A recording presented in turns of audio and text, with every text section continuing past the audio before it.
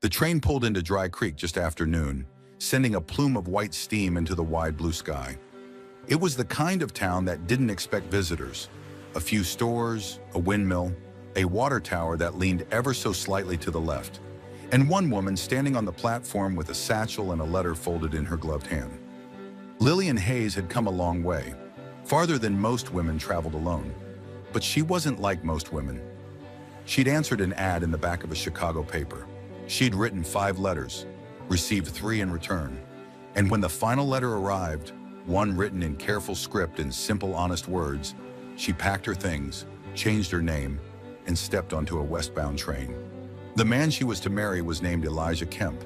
He'd said he was a blacksmith, hard-working, solitary, a man who needed more quiet than company.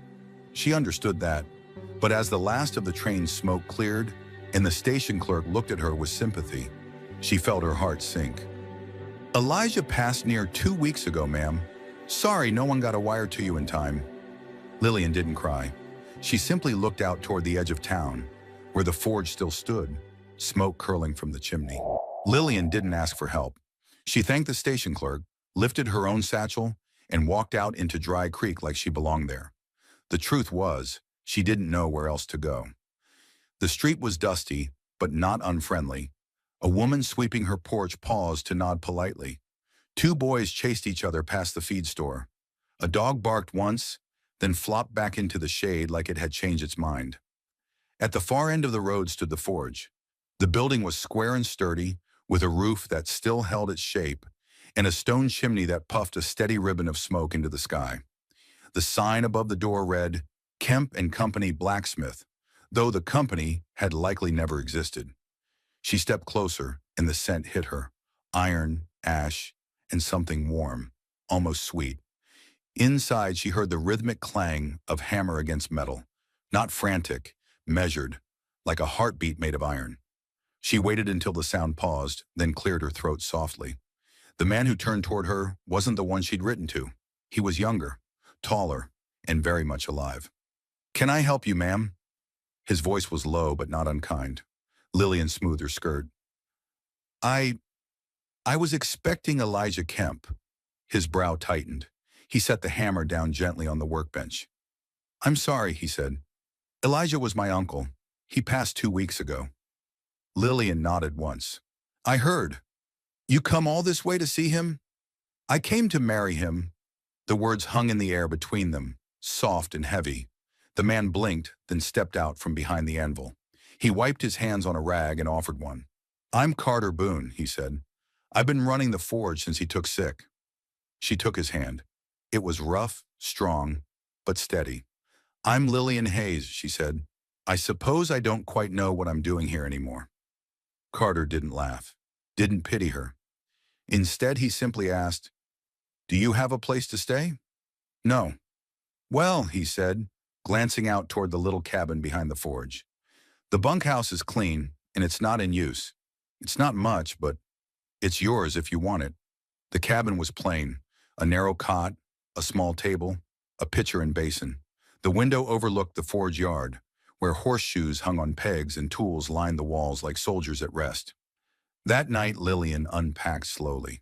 She folded her dresses into neat stacks, hung her coat on a hook, placed the last letter from Elijah, creased and faded, on the windowsill. She didn't read it. She already knew it by heart. In the morning, Carter brought her coffee. He didn't say much, just handed her the tin cup and nodded before returning to the forge. Lillian sat on the front step and watched him work. He moved with precision, each motion deliberate, controlled. He wasn't like the blacksmiths she'd seen in books or traveling fairs. There was no shouting, no chest pounding, no performance. He shaped metal like someone mending something, not breaking it. She watched until the cup was empty. By the 3rd day, she started helping. It began with small things, bringing water from the pump, sweeping the walk. Then she began organizing the shelves inside the storage shed, labeling boxes, sorting nails by size, scrubbing soot from windows. Carter didn't ask her to, but he didn't stop her either. One afternoon, as she lifted a heavy box, he appeared beside her and took it without a word. "You're too quiet," she said. He glanced at her. "Most folks talk too much." "And you?" He shrugged. Rather listen. To what? He set the box down gently. To see if what they say lines up with what they do. Over the next few days, a rhythm formed. Carter worked the forge. Lillian ran errands. They shared breakfast in silence, crossed paths throughout the day, and sometimes, just sometimes, spoke in the evenings. One night, Lillian was sitting outside, sewing a rip in her hem when Carter sat beside her, a cup of tea in hand. You always sew like that? He asked. Like what? Like you're thinking harder than you're stitching, she smiled. Some things are easier to fix with a needle than a sentence. He nodded, and for a while they just listened to the night sounds together. The crickets, the wind, the distant creak of a weathered sign. Lillian never spoke of where she came from, and Carter never asked. But one evening, as she brought in a bundle of herbs she'd found near the creek, he said softly, "You don't talk like most folks here." She froze for a moment, then answered, "No, I suppose I don't." He didn't press. Instead, he pointed to the herbs. "That's yarrow. You can steep it to help with burns." "I know," she said. He raised an eyebrow. "My mother was a midwife." Carter nodded. "That explains the stitching, too." She smiled. "She'd say I was always better at mending than birthing." He looked at her. "You ever think of staying?" "I'm here, aren't I? Being here and belonging here ain't always the same thing." Lillian looked out over the forge yard. "I think I'd like to try." Lillian stood up, her gaze drifting toward the quiet yard glowing in the last stretch of sunset. "My father was made of iron," she said softly. "Hard, cold. But once, he found me crying in the back of a wagon. He didn't scold me, didn't ask why." She paused. "He just sat beside me, said nothing." Carter was listening, still and careful. "Then he handed me a handkerchief," she continued. "He'd stitched his initials into the corner. I don't think I've ever been more surprised." She took a breath, slow and steady. "Maybe love isn't grand. Maybe it's just a handkerchief. Quiet, small, offered without asking." Carter lowered his head slightly. "And now," he said, "you want to offer something to someone else." Lillian gave the faintest nod. "Yes, only this time, without fear." Later that night, as she lay in the small bunkhouse under a patchwork quilt, Lillian thought about Elijah's last letter, about how he'd written of quiet days and simple kindness. She thought she was coming to marry a stranger. Instead, she was learning to trust one, not with big words or sudden declarations, but with mornings that began with warm coffee and ended with shared silence, with hands that fixed broken tools and never once reached to claim her, with a man who let her come to him in her own time, in her own way. She smiled to herself in the dark. It wasn't love yet, but it was something solid, something worth forging. The days grew longer, and Lillian found herself falling into a rhythm she hadn't known she was missing. She woke with the sun, washed at the basin, tied her hair back in a loose braid. Carter was usually already at the forge when she stepped outside, hammer echoing like a clock no one needed to wane. He never told her what to do. She just noticed that the fence needed mending, that the broom bristles were wearing thin, that the shop ledgers, stacked crooked on the shelf, hadn't been touched in months. One afternoon, she took them into the bunkhouse and laid them out across the bed. The pages were stained with soot and sweat, numbers trailing into smudged lines. She cleaned them up, copied them over, added neat columns. Her penmanship was steady, curved from years of discipline, training she once believed had been wasted. When Carter walked by and saw what she'd done, he stopped in the doorway. "You didn't have to." "I know," she said. "But it looks better now, doesn't it?" He nodded. "You've got a tidy mind," she smiled. "And idle hands." That night, they sat on opposite ends of the porch. Lillian had a book in her lap, though she hadn't turned the page in some time. Carter was sanding the handle of a tool, long, even strokes, the kind that made no noise but filled the air anyway. Finally, she said, "What was he like?" "Elijah." He didn't look up. Gentle, smiled easy, didn't rush things. "Did he ever marry?" Numbers said he'd waited too long, said he hoped if someone did come, she wouldn't mind the quiet. Lillian looked down. "He was talking about me." "I think so." They sat in silence again. Then Carter said, "He would have liked you."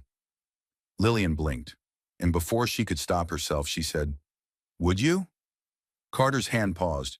Then slowly, he looked at her. "I already do." The next morning something shifted. It wasn't spoken, but it was there, in the way he left an extra cup of coffee on the porch railing before she came out, in the way her hand brushed his when they passed tools, in the way their eyes lingered just a little longer. Later that day, Lillian found an old wooden box in the corner of the storage shed. Inside were metal scraps, horse bits, and a set of unmarked stamps. She brought them into the forge. "What are these?" Carter looked over. "Branding stamps. Elijah never used them. Didn't like to mark what wasn't his." Lillian ran a finger over the cold iron. "Would you teach me?" He paused. "Branding?" "Number forging." He stared at her, then without a word handed her a pair of gloves. The first time she held the hammer, it felt wrong. Too heavy, too loud, too much. But Carter stood behind her, guiding her grip, correcting her angle. "Don't muscle it," he said. "Feel it." "I'm trying." "You're fighting the metal. Don't. Let it tell you where it wants to go." She glanced at him. "That doesn't make sense." He gave a rare smile. "Neither does falling in love, but it happens." She missed her next swing completely. By the end of the week, she'd made a horseshoe. It wasn't perfect, it wobbled, it was uneven, but it was hers. Carter held it up to the light, turned it slowly, then set it on the workbench. "Good," he said. "It has shape, strength." Lillian leaned against the table, brushing sweat from her brow. "Like us?" He didn't answer at first, then, "I think maybe we're still cooling." One afternoon, a wagon rolled into town, new settlers passing through. The wife stepped into the forge to ask about repairs. When she saw Lillian standing behind the counter, she blinked. "I thought this was a blacksmith shop." "It is." The woman raised an eyebrow. "You married to Mr. Boone?" Lillian hesitated. Then Carter appeared behind her. "Not yet." Lillian turned sharply, but Carter just looked at her with those calm, steady eyes. "We're building something," he said. "Takes time." The woman sniffed and left. Lillian crossed her arms. "You said, 'not yet.'" He met her gaze. "Would you rather I lied?" She flushed. "Number, I just didn't expect." "To hear it out loud?" She nodded. He stepped closer. "I know what it's like to rush into something and regret it. I won't do that again. But I also know when something feels right. And you, Lillian, you feel right." She looked down at her hands. "I'm still working out who I am," she whispered. "Where I belong." Carter reached out and gently touched her chin, lifting it. "So am I." That evening, she stood at the anvil alone. The fire roared behind her. Her hands were steady. She placed the horseshoe back into the flame, pulled it out, and struck it once. Then again, and she smiled. Because this wasn't a life she planned, but it was a life she was choosing. The days had grown softer.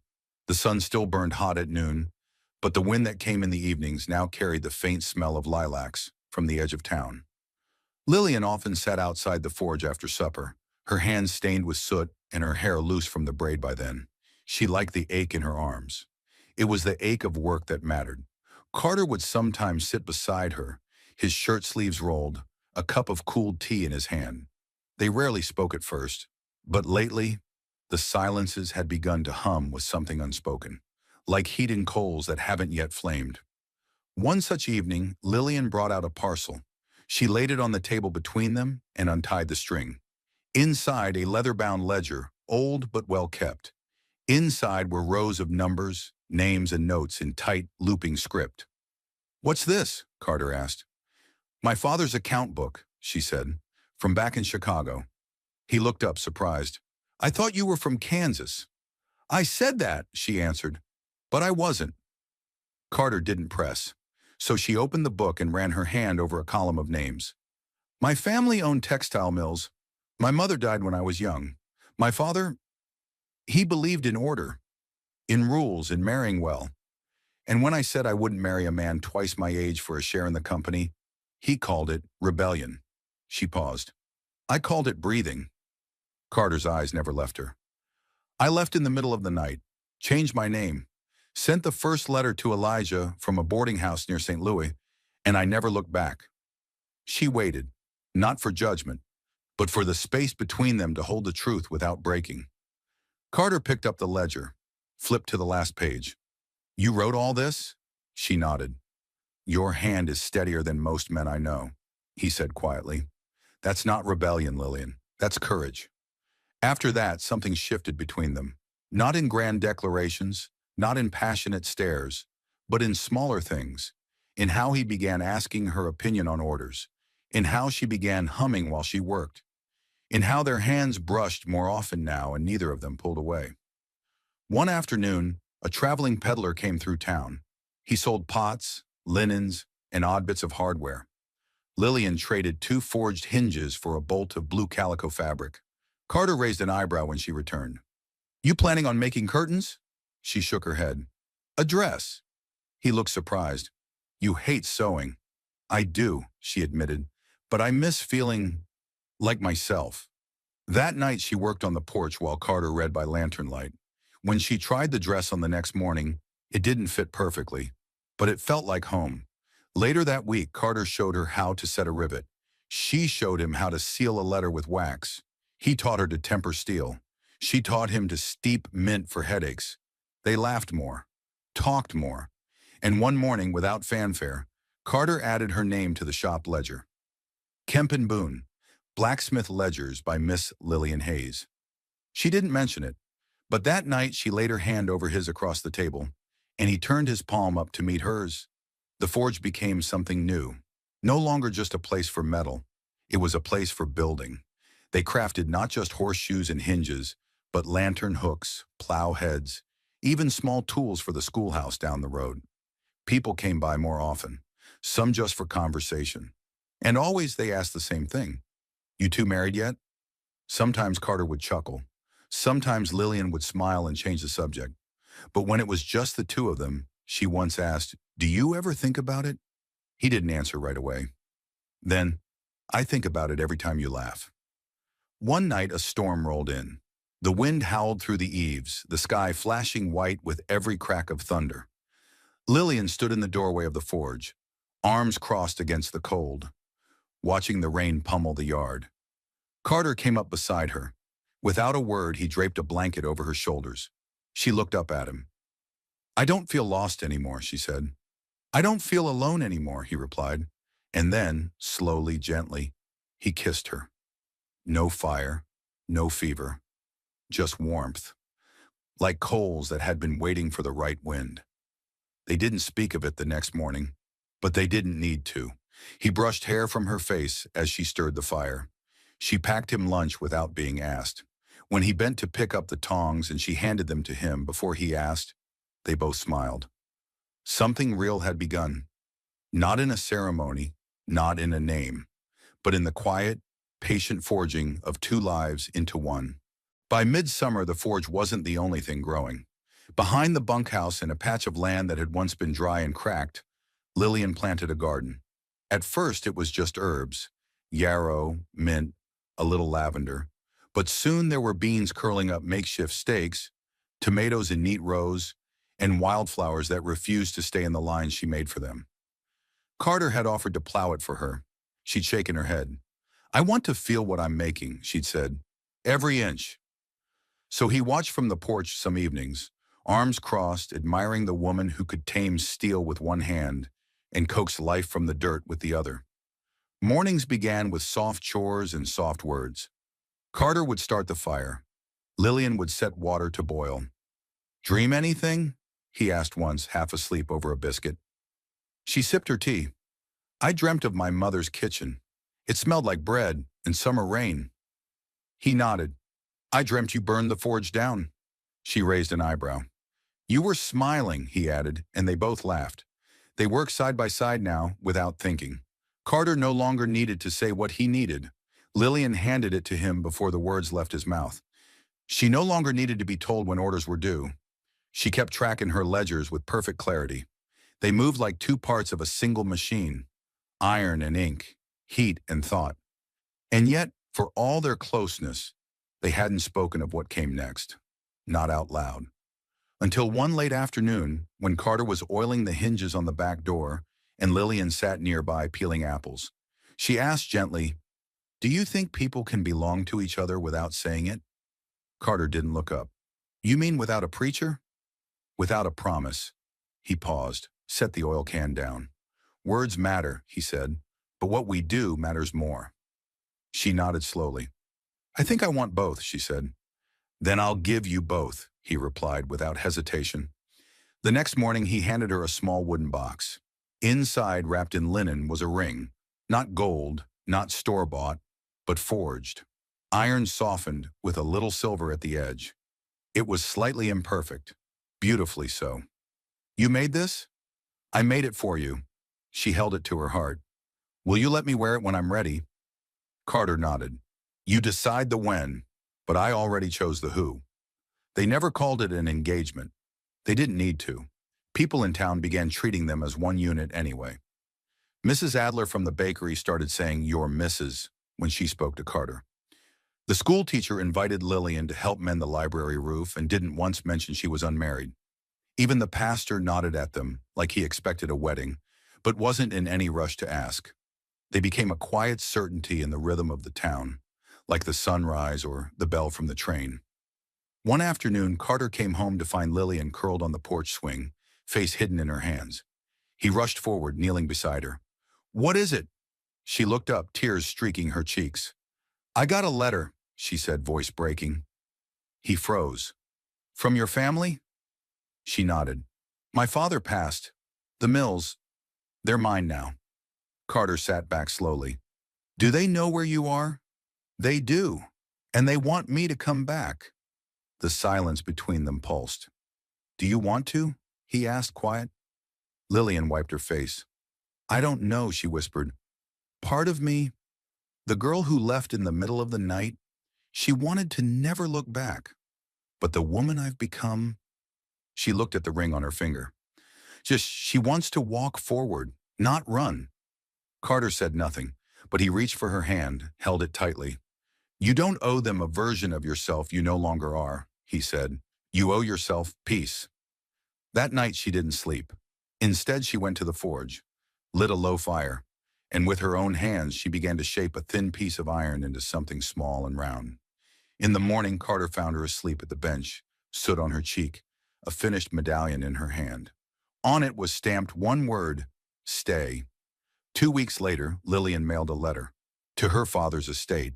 It said, "I am well, I am safe, and I have built something of my own. The mills do not need me, but I needed this. Please respect that, and let me go in peace." No return address, just her name, the one she had chosen for herself. That evening, Carter took her hand as they walked through the garden. "You're still wearing it," he said, nodding at the iron ring. She smiled. "I've decided," she whispered. "Yeah? I'm ready." He squeezed her fingers. "Then I'll ask you, properly." She stopped walking, turned to face him. "You already did." The heat of August settled deep into the wood and stone of Dry Creek. Days blurred into each other, mornings with fresh bread and boiled water, afternoons with hammer rings and ledger ink, evenings with lavender breezes drifting through the bunkhouse window. But for all its warmth, something unspoken began to rise between Lillian and Carter. Not distance, but gravity. The kind of quiet weight that comes when two people begin to feel the pull of permanence. They still worked side by side, still shared meals and tasks and moments of silence that felt like more than words. But now there were glances that lingered.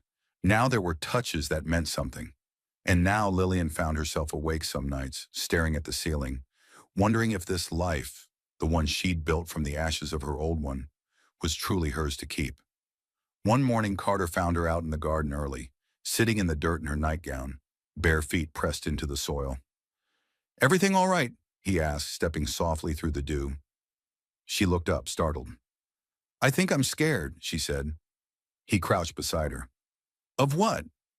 She pulled a small weed from between two tomato vines and turned it in her fingers. "Of being happy," she said. Carter was quiet for a long time. Then, "You think it won't last?" "I think I don't know what to do with it when it does." He reached out and took her hand. Then we'll figure it out. One sunrise at a time. That afternoon, the town held its annual harvest market. Dry Creek wasn't much for festivals, just a few tables of preserves, hand-stitched aprons, and jars of pickled things. But it was tradition. Lillian had made a batch of lavender soap and laid them out in brown paper wrappers. Carter brought iron hooks and decorative garden stakes shaped like stars and horseshoes. They shared a table. People passed by, smiling. One woman whispered, "They belong together, don't they?" Thinking Lillian couldn't hear. Lillian did, and for the first time it didn't scare her. It felt true. Back home that night, Carter carried the leftover stock into the forge. Lillian followed with a basket of unsold soap. They worked quietly side by side until Carter suddenly stopped. He turned to her. "Do you want this?" She blinked. "This?" He gestured around. "The shop, the town, me." Her throat tightened. "I've been afraid to answer," she whispered, "because I'm afraid of what it means to say yes." He stepped forward. "Saying yes isn't the hard part, Lillian. It's staying through the quiet parts after." She looked at him, eyes glistening. "I do want this. I want all of it. You, the forge, the mornings and the mistakes and the days when the world doesn't feel easy." He smiled, slow and sure. "Then stay." The next day they took down the old sign above the shop door. Carter had forged a new one. Boone and Hayes Forge. Established 1871. With iron and intention, Lillian stood on the crate to hold the sign in place while Carter hammered the final nail. When it was done, they stepped back to look. "It's crooked," she said. He chuckled. "So are we." She laughed. "Perfect then." That night, after the sign was hung and the forge swept clean, Carter opened a narrow drawer behind the shop desk. "Elijah used to keep things here," he said quietly. "Receipts, sketches, things that mattered." Lillian stepped closer. Inside was a small tin box, neatly arranged. Empty now. Waiting. Carter stepped aside. "It's yours now, for whatever matters to you." Lillian didn't speak. She just touched the edge of the box and smiled faintly. She reached into her apron pocket and placed a sprig of dried lavender inside. "Then it'll smell like something worth remembering," she said. That evening, as the sun slid down behind the hills, Lillian brought out a folded piece of linen. She handed it to Carter without a word. He opened it slowly. Inside was the iron medallion she'd made during the storm. "Stay," it read. He traced the letters with his thumb. "You kept it," he said. "I made it for myself," she replied. "But now I want you to have it." He closed his hand around it. "Then I will." They didn't talk about a wedding. There was no dress, no preacher, no gathering. But the next morning, Lillian moved into the main house. She hung her dresses in the tall wardrobe beside Carter's work shirts. She folded her handkerchiefs into the drawer with his sharpening stones. He didn't say anything, just smiled when she handed him his coffee and her apron. And just like that, they became something permanent. Not with fanfare, not with ceremony, but with rhythm. With choosing each other again and again, each simple, quiet day. Autumn crept into Dry Creek slowly, like a guest too polite to knock. The wind shifted, carrying the scent of apples and wood smoke. Leaves turned copper and gold, and in the early mornings the windows fogged with breath before the kettle even whistled.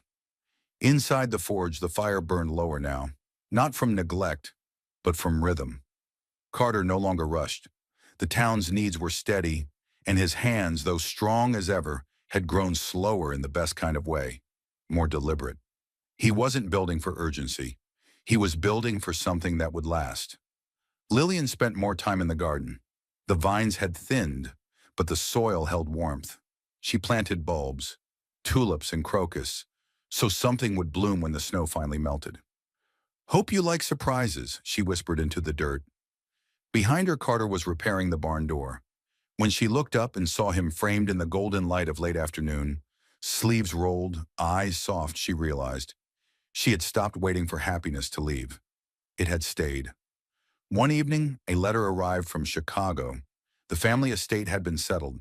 She was now, by legal account, a woman of considerable means. She held the paper in shaking hands and watched Carter read it across the table. "Well," he said, setting it down, "guess that makes you rich." She raised an eyebrow. You worried? No, he said plainly. But if you leave me for a bigger forge, give me a day's head start.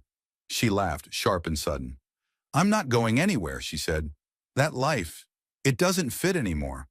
He leaned in, brushed a strand of hair behind her ear. I never asked what you'd do with it. The money she thought for a long time, then said, I think I'd like to build something with it, here, with you.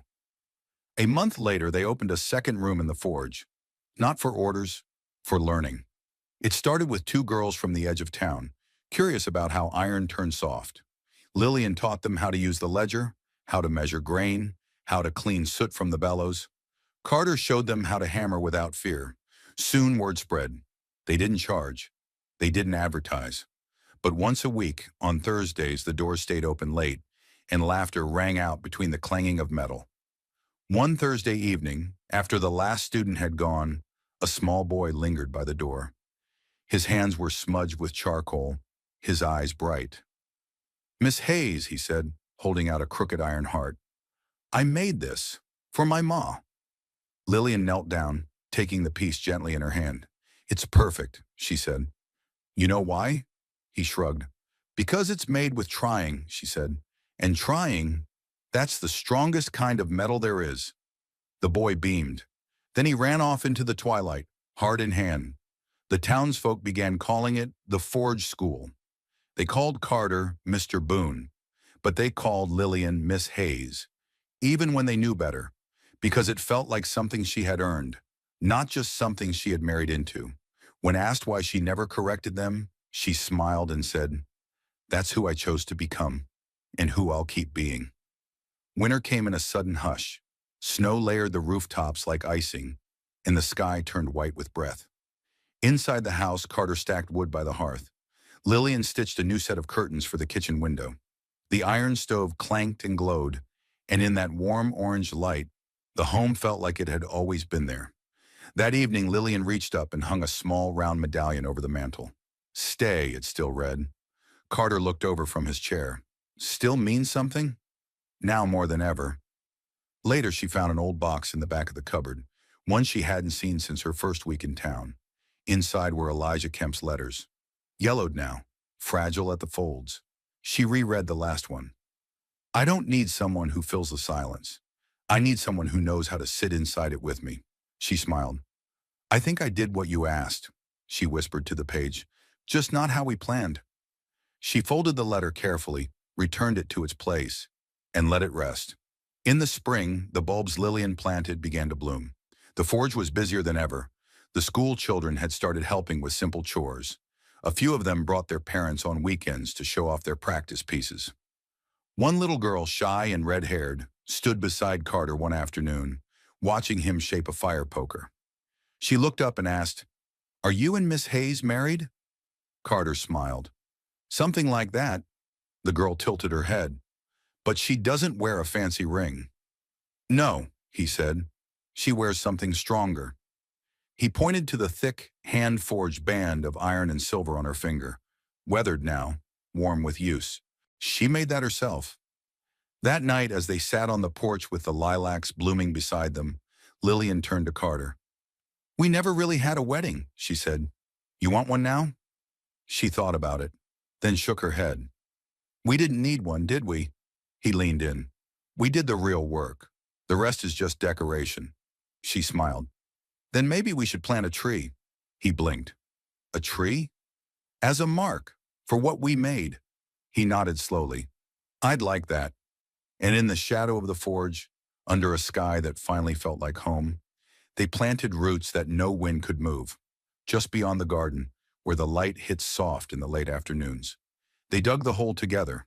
Carter held the roots, Lillian watered the soil, and when it stood upright, small, young, unsure, they both stepped back and said nothing. Just breathed, just stayed. Some love stories start with thunder. Others start with silence, with a letter, with a woman who got off a train in the middle of nowhere and didn't run when her plans turned to ash. Some stories don't need a preacher or a ring to matter. They only need two people who choose each other, over and over, in the quiet, in the fire, in the mornings when no one is watching. This wasn't the life Lillian planned. It was the one she made, and it was beautiful because it was forged in quiet and kept in love. Have you ever stayed in a place or with a person when it would have been easier to leave? Do you believe the strongest relationships are built in the little moments or the big ones? Tell us in the comments and let us know where in the world you're watching from. Some stories deserve to be told. Others, they deserve to be remembered.